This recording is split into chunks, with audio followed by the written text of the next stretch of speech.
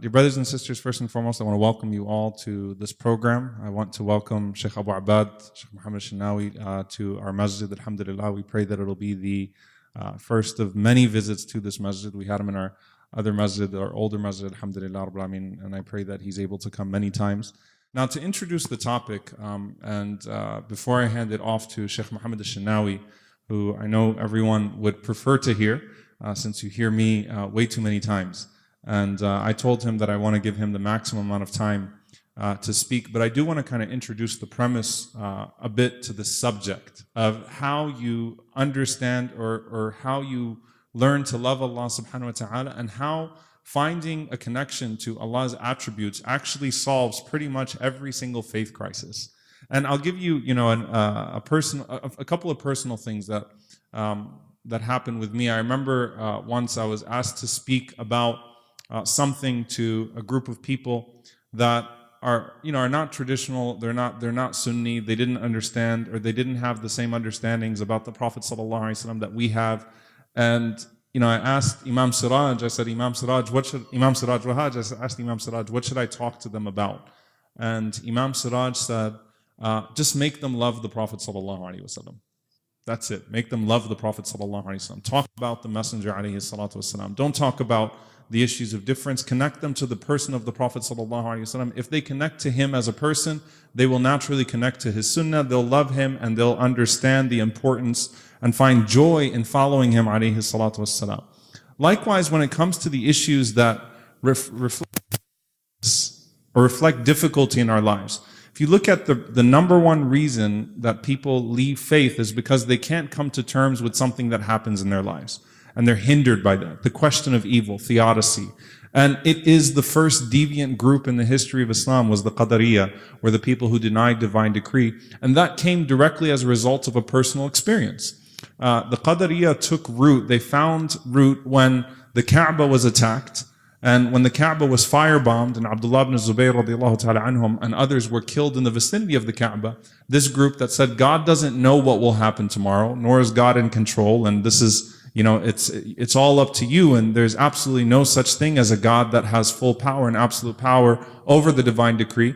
That's when that movement actually took root in the Ummah, which shows that there is a connection between the things that we personally experience and how we view theology and whether text resonates with us or not. So it was that idea that, well, of course, if God was in charge, this wouldn't have happened. If Allah could have prevented this, He would have prevented it. Therefore, the only way that we can derive this and make sense out of it is Allah is not in charge. Wal'iyadu billah. Allah does not have that control. And that hinders people. And so they look for solutions to their faith crisis, and they will craft up things that will make it convenient for them or make it easier for them, make things settle easier in their hearts. And that's why Abdullah bin Abbas, may Allah be pleased with him, he said that whoever establishes the belief in Allah's decree establishes their belief in Allah. If you get that right, then your belief in Allah will be sound, it'll be easy, you'll have tranquility in your connection with Allah. But if you have an issue with that, if you start to, try to diagnose the individual situations in life, whether they're happening on a ummah-wide level or on an individual level, here's what happens to people who try to sit there and judge on why things are happening around the world and try to come up with solutions or try to pass judgment on the things that happen in the world based on their own intellect. What they end up coming to is a place of depression and idleness. Batala, complete idleness. Absolutely unable to do anything. Analysis paralysis is what they call it. You look around the world, everything is horrible. I can't do anything. So because things are terrible on a major level, I'm not even going to do what I can on a minor level. Right? I'm not even going to do what I can on a minor level. And that's a problem.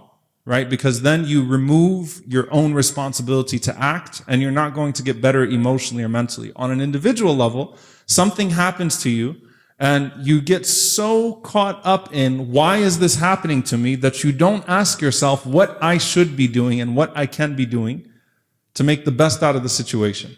And so you don't gain clarity, nor do you gain comfort. Instead, you are further disillusioned and you're further unproductive. Now, how do you solve that problem? The two biggest things that constantly come up is, well, how do we understand the question of evil?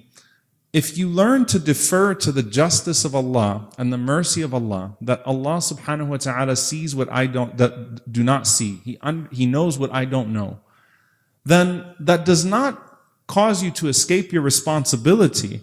It allows you to in fact take greater control of your own responsibility while trusting that the ultimate result will be reckoned with. One of the things that one of my teachers in Tazkiyah taught that I found very profound, he said, if you look at divine decree was the first reason that people went astray. It was the most difficult thing for people to come to terms with. But if you look through the Qur'an, you actually don't find much emphasis on the question of divine decree as much as you do man amana billah wal yawm al-akhir, whoever believes in Allah and believes in the last day. Why? Because if you come to terms with a capable, fully able and willing God, then you're able to relinquish that mistrust. Put the trust in Allah and let Allah subhanahu wa ta'ala do what Allah does. And if you believe in eternity and you believe in an afterlife, then you believe in a period in which things are eventually rectified. And if you're able to come to comfort and solid belief and conviction in those two things, then everything in between gets solved. Everything else gets turned into a peripheral issue. Because I don't understand, nor do I know, nor is what is observable in this life, even though death has such a feeling of finality to it, nor does everything that I see that happens in this life or everything that ends up happening in this life the end of the story. And I gave a khatira when my daughter Khadija was born, and subhanAllah, witnessing the miracle of life. May Allah subhanahu wa ta'ala protect our children, and may Allah subhanahu wa ta'ala grant us health and afiyah.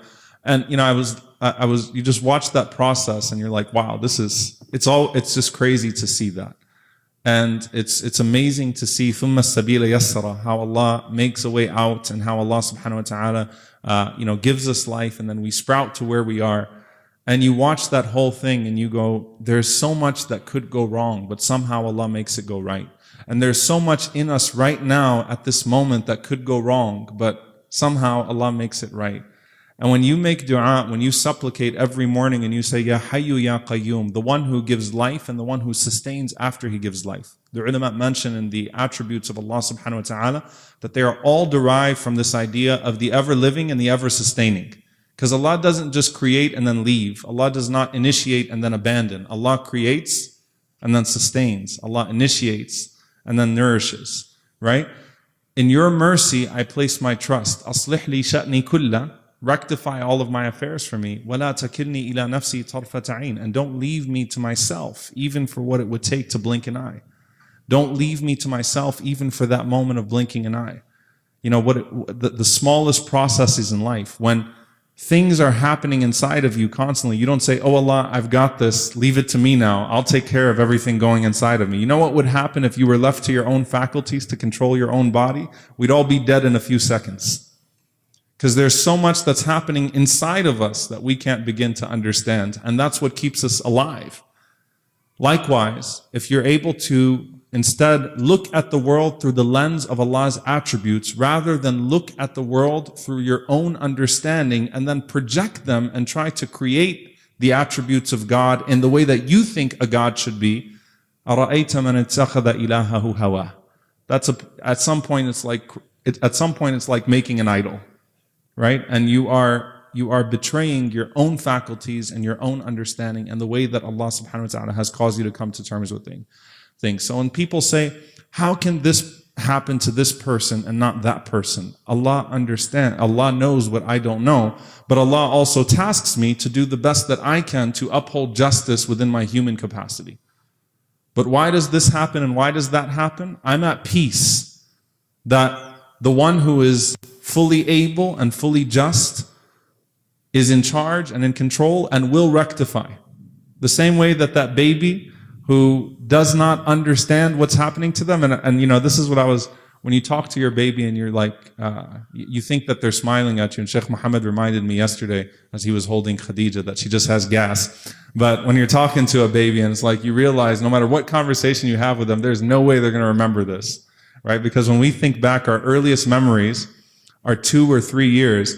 If you meet the nurse that delivered you, the person that gave you your first pokes and drew blood from you or threw you around like you were on a conveyor belt when you were born and did all that stuff with you, you're not going to be like, hey, that wasn't okay what you did to me.